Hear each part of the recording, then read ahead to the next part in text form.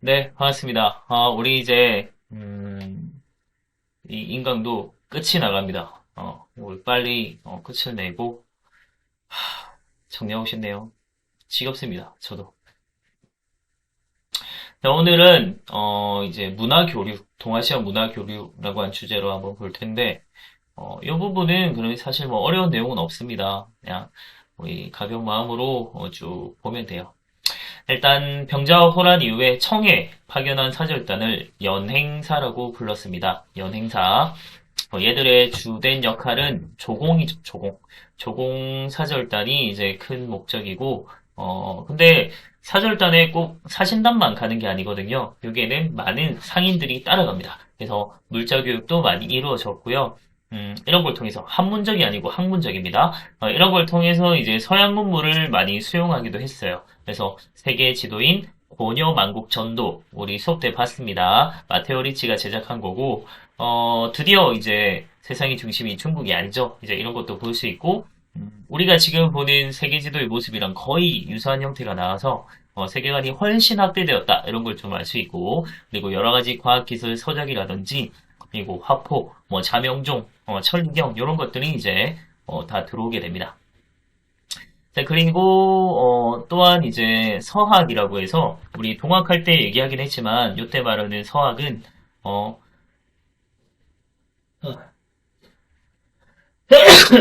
네, 기본적으로는 이제 서양 학문 이런 뜻인데 이때 얘기하는 건 천주교를 생각한다고 보면 돼요. 그래서 천주교가 처음에는 학문으로 수용이 됐다가 이제 점차 이제 종교로 받아들여지게 됐는데 가톨릭, 우리 성당 생각하면 됩니다. 이제 기독교에서 내세우는 게 인간평등이잖아요. 그래서 이런 것들도 되게 신분 질서를 좀 어지럽게 하는 부분이고, 또한, 제일 큰 게, 기독교에서는 율신이잖아요. 그래서 나머지 우상숭배 이런 걸 못하게 하는데, 조상신을 모시는 것도 다른 신을 모시는 이런 형태라서 제사를 좀 부정을 해요. 예, 그런 것들 때문에 조선 유학자들이 완전 노발대발 하는 거죠. 말이 안 되는 거죠. 이 근본 없는 것들, 조상을 이렇게 생각을 해버리니까 서학을 굉장히 탄압하게 됩니다. 그래서 나중에 뭐 병인양요라든지 막 이런 것들이 일어나거든요. 그거는 우리 지금 다루지 않으니까 그냥 가볍게 보고 넘어가겠습니다. 그 다음 이제 일본으로 통신사를 보냈는데, 요거는 이제 외란 이후에, 일본의 요청이 있었죠. 사실, 도쿠가와 이에야스의 이제 에도 막부에서 요청을 한 거고, 그때부터 시작을 해서 이제 쇼군이 바뀔 때마다 이제 축하사절단으로 조선에서 통신사를 이제 파견을 했습니다. 우리가, 좋다고 간 거 아니고, 일본이 이제 요청을 해서 우리가 그 요청에 응하는 형태로 간 거라고 보면 돼요. 그러니까 우리가 보면 우리가 이제 명한테 이제 막 조공을 바치고 하면서 책봉을 받아서 왕으로 이제 임명이 되면 그거에 대해서 우리가 사절단 보내고 막 하면서 또 이제 뭔가 왕권의 정당성을 이제 인정받는 형태라면 일본 같은 경우가 이제 쇼군 바뀔 때마다 우리가 이제 자기들 요청해서 그리고 이렇게 통신사를 보내주면 이렇게 자신들의 권위를 좀 정당성을 인정받는 이런 형태로 이제 갔던 거죠. 그래서 외교 사절이기도 하면서 또 통신사도 마찬가지예요. 많은 사절단이 가면서 학문적인 교류나 아니면 뭐 교육 이런 것도 많이 이루어지면서 문화 교류 이런 것도 많이 이루어졌습니다. 그 다음에 조선 후기에는 정말 많은 부분들에서 변화가 가져오게 되는데 사실 이 부분은 뭔가 이제 사회가 되게 혁신적으로 변한다, 그런다라기보다는 되게 성리학적인 사회 질서가 엄청나게 더 강조되면서 나타나는 부분들이에요.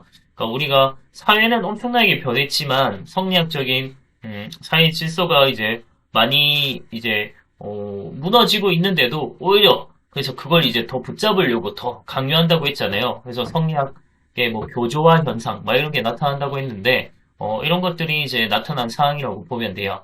그러니까 주제가래가 더욱 보급되기도 했고 또 향약, 향촌 자치 규약 기억날 겁니다. 서원과 향약 우리 얘기했었거든요.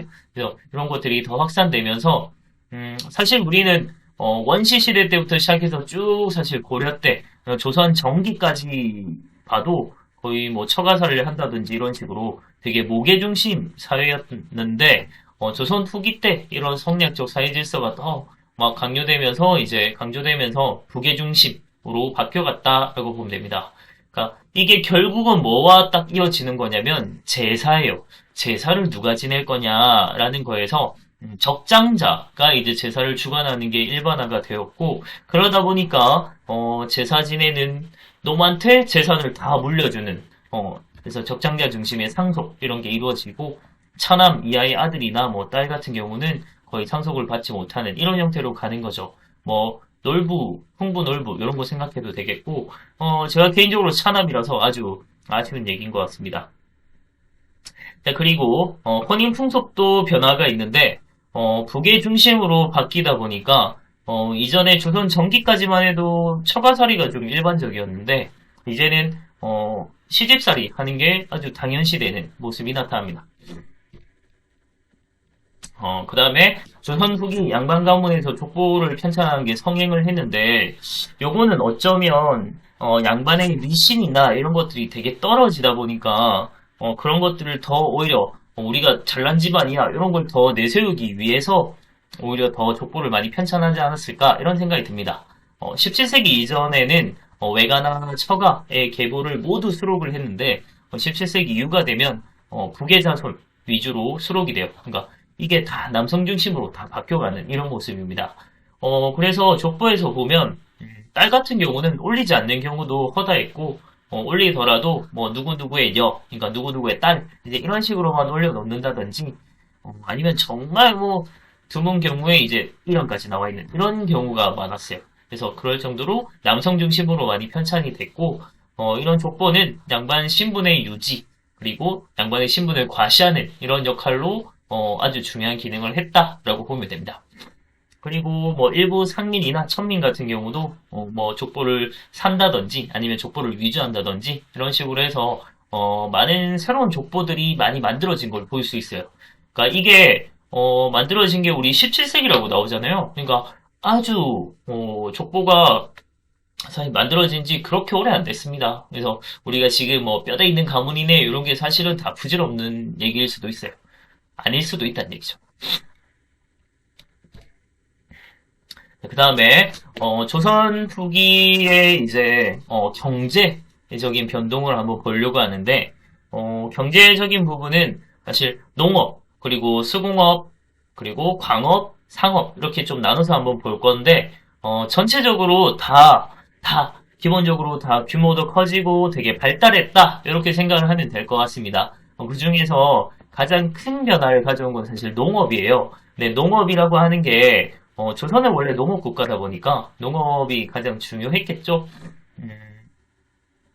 그래서 농업 기술적으로 되게 발달했고 이게 결국 사회 변화까지 가져오게 되는데 그걸 한번 보면 기본적으로 논농사, 밭농사 이렇게 한번 나눠 보겠습니다. 논농사 같은 경우는 모내기법이 되게 보급이 돼요.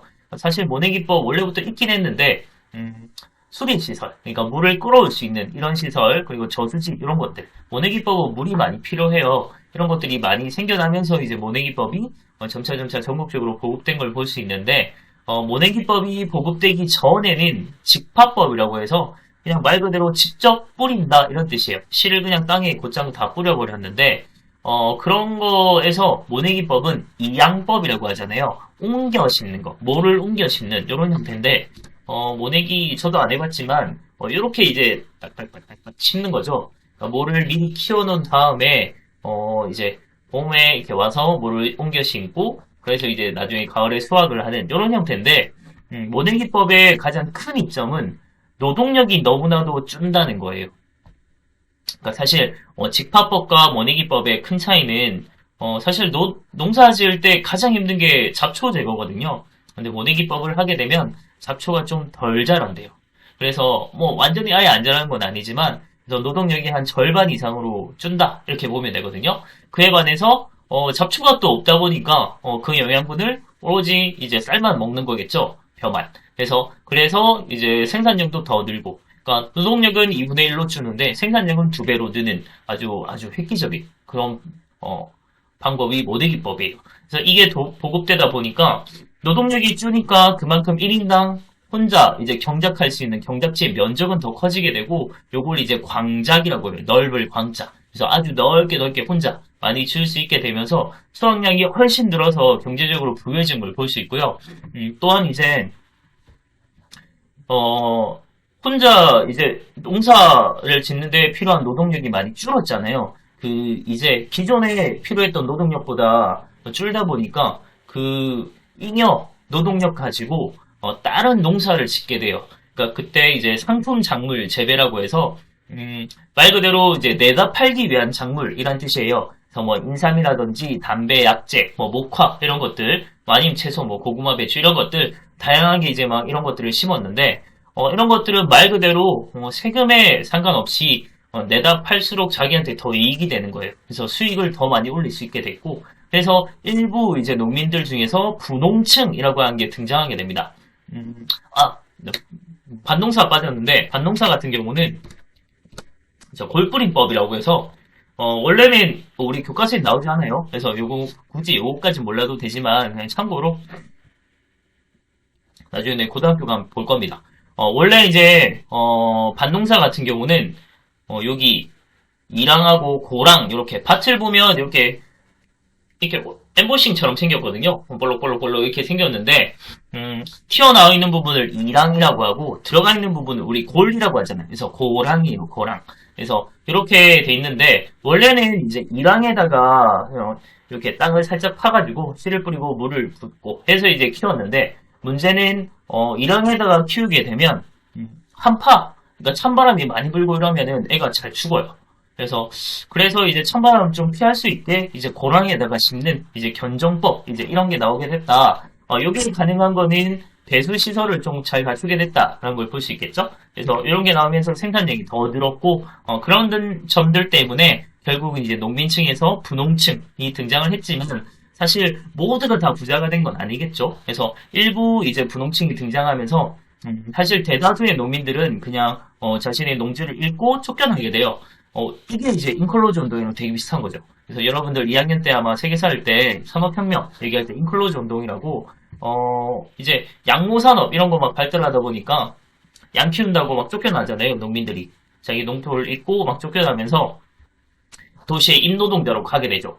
그래서 산업혁명이 막 생겨나게 됐는데 그런 것처럼 비슷하게 대다수 농민들이 쫓겨나면서 농지를 잃게 되면 평생 농사 짓고 자신이 갖고 있는 기술로 농사밖에 없고 가진 건 다른 거 없잖아요. 몸밖에 없잖아요. 그러면 자신의 노동력, 몸으로 떼어야죠. 그래서 노동력을 막 파는 임노동자. 마침 요때 광업이나 뭐 도시의 여러 이제 노동력이 필요한 일들이 많이 생겨요. 그래서 품팔이, 자신의 노동력을 파는 그리고 임노동자 이런 것들이 많이 생겨나게 됩니다. 자, 그리고 수공업이랑 광업 같은 경우는 기본적인 베이스가 원래는 관영, 그러니까 국가에서 운영하는 형태로 이루어졌어요. 그러니까 어떤 식이냐면 수공업도 마찬가지고 광업도 마찬가지인데 뭔가 이제 수공업 관련된 제품이 필요하거나 아니면 광물 이런 게 좀 필요하면 그걸 이제 백성을 불러다가 이것도 역의 형태예요. 이제 부역이라고 하는데 그래서 역의 형태로 이제 부려먹고 그래서 이거 생산해라고 해서 받아내고 광물 같은 경우도 이거 캐내 해서 받아내고 그런 식으로 이제 필요할 때마다 이렇게 쓰는 이런 형태였는데 그렇게 하면 사실 이게 활발하게 운영되지도 않고 자기가 뭔가 수익을 내고 이런 구조가 아니잖아요. 그래서 잘 이루어지지 않았는데 이건 사실 대동법 실시하면서 제품에 대한 수요 이런 것들이 되게 증가하게 되고 그러면서 이제 관영보다는 이제 민영 수공업으로 좀 많이 바뀌게 됩니다. 그래서 차라리 민간에다가 맡기고 세금을 거두는 게 훨씬 좋은 형태죠. 이런 식으로 이제 처음에는 관영에서 하던 것들이 전부 다 이제 민간에서 운영하는 형태로 다 바뀌게 된다라고 보면 됩니다. 광업도 마찬가지 국가 중심으로 광업이 이루어지다가 이제 민간 채굴을 허용하고 세금을 징수하는 형태로 바뀌게 된다라고 보면 돼요. 그러니까 광업이 발달하는 것도 사실 수공업이 발달하면서 많은 광물을 필요로 했어요. 그러면서 같이 이제 광업이 발달하게 되거든요. 그래서 우리 대동법 할 때 설명했지만 대동법 실시하면서 공인이 등장하고 이러면서 이제 수공업, 뭐 광업 그리고 상업 이런 것들이 다 발달하게 됩니다. 그래서 대동법은 정말 중요한 애죠. 그 다음 상업. 상업 같은 경우도 마찬가지로 대동법 실시하면서 공인이 등장하면서 좀 발달하게 됐는데 기본적으로 이제 장시, 그러니까 시장이라고 생각하면 돼요. 전국적으로 장시가 엄청나게 많이 생겨나게 됐고, 그리고 그걸 이제 이어주는 보부상이라고 하는 애들, 보부상이라고 하는 거는 우리 지역마다 올장이 다 있거든요. 그러니까 5일에 한 번씩 열리는 장이잖아요. 이게 지역마다 날짜가 다 달라요. 어떤 데는 38, 뭐 어떤 데는 뭐 27, 어떤 데는 뭐 16, 뭐 이런 식으로 해서 다 나눠져 있으니까 요거에 이제 날짜 차이를 이용해서 중간에 이제 물건을 떼어다가 여기서 팔고 또 옮겨서 팔고 옮겨서 팔고 이런 식으로 전국을 돌아다니는 사람들이 보부상이라고 하는데 제 이름이랑 헷갈리면 안 되고 이 보부상이라고 하는 거는 보찐장수, 그러니까 우리 보자기라고 하잖아요. 보자기. 그래서 보에 이렇게 싸서 이렇게 물건 쥐고 다니는 사람, 이런 사람을 보찐장수라고, 등짐장수는 부는 이제 등질부예요. 그러니까 지게나 이런 데 짐 지고 다니는 사람, 등에. 그래서 등으로 이제 짐 지고 다니는 사람을 이제 이거 합쳐서 보찜장수, 이제 등찜장수 이렇게 이제 불러서 합쳐서 이제 보부상이다 라고 보면 되겠고요. 그만큼 이제 경제 규모가 막 커지다 보니까 일부 이제 사상이라고 해서 개인적인 일반적인 평민이나 이런 사람들인데 상인으로 엄청나게 성장한 대상인 이런 사람들도 등장을 하고요. 그리고 그만큼 경제 규모가 커지다 보니까 상평통보가 아주 전국적으로 유통되기도 합니다. 상평통보는 원래 있었어요. 원래 있었지만 조선 후기 때 와서 되게 활발하게 유통되는 걸 보면 그만큼 경제 규모가 좀 커졌다라는 걸 볼 수 있고요. 이거 또 하나 이제 빼먹으면 안 되는 게 객주라고 하는 사람들도 있습니다. 객주는 우리 쉽게 생각하면 사극에서 막 그 주막 같은 거 있잖아요. 주막 같은 데인데 일반적인 막 아무 막 산골에 있는 이런 주막 말고 중요 이제 교통의 요지에 있는 뭐 포구를 중심으로 해서 있는 이런 객주 같은 경우는 주막 같은 경우는 뭐 단순하게 이제 그냥 뭐 요식업 이런 것만 하는 게 아니고 한 번씩 이제 쉬면서 이제 숙박업도 하고 그리고 물건 막 맡아주기도 하고 하면서 막 중개업도 하게 되고 돈도 막 빌려주고 막 이러면서 이제 금융업도 하게 되면서 객주가 하나의 큰 상인들로 성장을 하게 됩니다. 이게 상평통보. 무역은 우리 안 볼 거고요. 넘어갑시다. 3개 안 나오더라고요. 그 다음 서민문화랑 관련해서 문화에 대해서도 좀 많은 변화가 있는데 우리 기본적으로 보면 문화는 원래는 조선 정기 때는 양반 중심이었잖아요. 양반 중심에서 이제 서민들이 중심이 되는 서민 문화가 나타나게 되는데 그래서 문학의 뭐 소재나 뭐 이런 것들이 다 차이가 나요. 일단 이 배경부터 한번 보면 농민들이 일단 경제력이 좋아졌어요. 그러니까 경제력이 되게 좋아지면서 서민들이 교육 그리고 문화에 대한 욕구가 증대돼 있는데 여기에 이제 딱 교육적으로 서당이 있죠. 서당 교육이 엄청나게 일반화되기도 했고 그러면서 이제 글도 좀 깨우쳤겠다 이러면 자기 막 생각을 글로 써내기 시작하겠죠. 그러면서 한글 소설 그리고 사설 시조 막 이런 게 나오기도 하고 그리고 자신의 뭐 그림으로 표현할 수도 있겠죠. 그러면 뭐 미나라든지 이런 그림이 막 그려진 거다라고 보면 됩니다.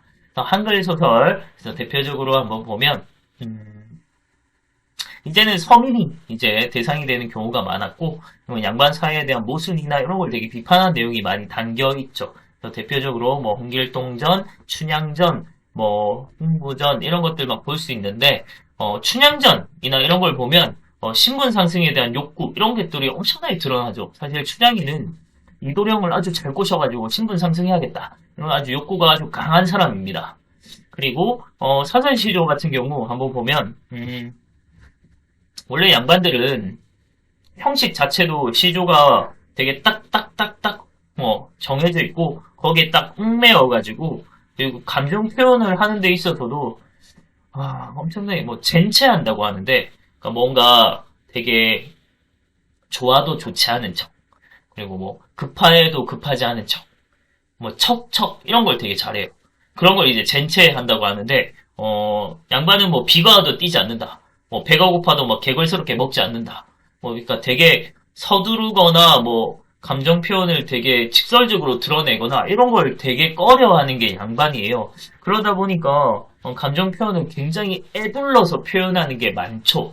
그래서 그런 것들이 사실 이 서민 문화로 바뀌게 되면서 서민들은 아주 그냥 자유롭게 그냥 쭉 자기가 쓰고 싶은 대로 형식 없어요. 그냥 쭉 글로 쭉 문장으로 쭉 써버리고 그리고 감정 표현을 하면서 함에 있어서도 아주 그냥 직설적이고 아주 자유롭게 표현하죠. 그러니까 만약에 뭐 양반 같은 경우는 네가 참 좋아라고 얘기를 할 거면 좋다고 딱 한마디 하면 되는데 뺑뺑뺑뺑뺑뺑 돌려가지고 이게 좋은 건지 아닌 건지 잘 애매하게 이런 식으로 얘기를 해요. 이렇게 이제 감정 표현을 한다면 서민 같은 경우는 그냥 난 네가 좋아라고 글을 그냥 써버려요 한마디. 그래서 그런 차이. 그래서 감정 표현에 있어서도 훨씬 직설적이고 이런 것들이 사회에 대해서도 그냥 아주 직설적으로 막 쏟아내는 이런 것들이 많죠. 자, 그리고 대표적인 이제 서민주체 오락으로 볼 수 있는 게 판소리와 탈출이네요. 탈춤입니다. 탈춤. 오타가 있네. 그래서 판소리는 뭐 잘 알 겁니다. 판소리나 탈춤이나 이런 것들이 사실 다 시장에서 거의 한복판에서 이렇게 막 사람들 많이 모이는 데서 이루어졌거든요.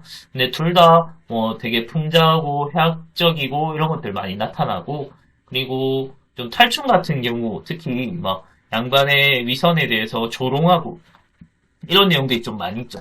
그래서 대표적으로 이제 공산탈춤의 양반춤 내용을 한번 보면 말뚝이 대사 중에 이런 게 있습니다. 자, 개잘량이라는 양자에 개다리 소반이라는 반자 쓰는 양반이 나오신단 말이오 하면서 뭔가 양반을 되게 올려주는 듯 하면서 엄청나게 조롱하죠. 그러니까 양반은 그냥 개다 뭐 이런 뜻인데 이런 식으로 되게 조롱을 합니다. 근데 이런 것들이 그냥 시장 안에서 양반이 막 돌아다니는데도 이런 걸 그냥 할 수 있을 정도로 양반의 위신이 많이 떨어졌다는 얘기이기도 하겠죠.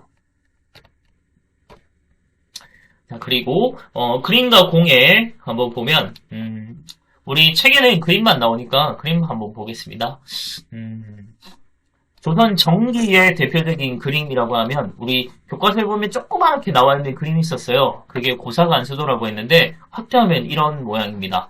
보면 요 가운데 있는 게 생긴 거 뭐 보면 요 사람입니다. 사람인데 생긴 거 보면 되게 만두같이 생겼잖아요.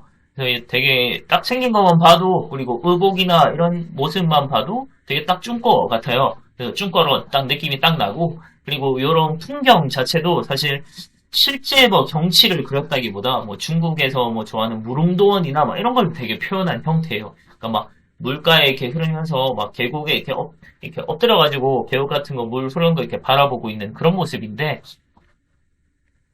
요거는 중국 화풍을 좀 되게 모방한 형태다라는 걸 볼 수 있고요. 그걸 벗어나서 이제 조선 후기가 되면 우리 국학 얘기했잖아요. 우리 지리 막 이런 얘기 했는데 마찬가지로 우리의 진짜 경치를 그리기 시작해요. 그게 이제 진경산수화라고 하는 거죠. 대표적인 그림이 이제 금강전도, 정선의 금강전도나 뭐 인왕제색도 우리 책으로 한번 봤습니다. 이런 것들이에요. 그래서 금강전도 같은 경우나 인왕제색도 보면 실제 사진 찍어놓은 거랑 보면 거의 유사해요. 그러니까 진짜 경치를 진짜 실제로 보고 그렸다 이제 이런 게 좀 드러나는 거고요.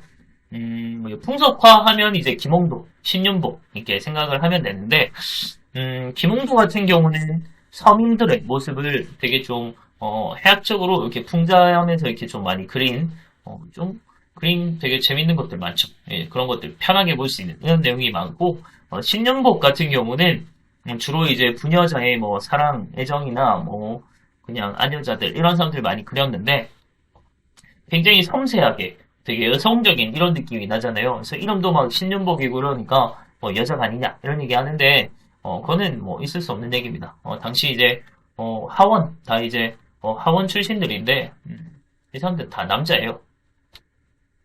그리고 작자 미상, 화가 누군지 모르는 일반 사람들이 그냥 그렸던 서민들의 그림, 민화라는 것들이 많이 그려졌고요. 뭐 까치호랑이 뭐 이런 되게 좀 해학적으로 그려져 있는 그런 모습 본 적이 있을 겁니다. 그래서 이런 거는 자신들의 소박한 희망, 뭐 건강이라든지 장소라든지 다산이라든지 뭐 이런 것들이 많이 그려진 그림들이 되게 유행을 했죠. 여기까지 하면 됩니다. 수고했습니다. 끝. 이러면 우리 진도 끝.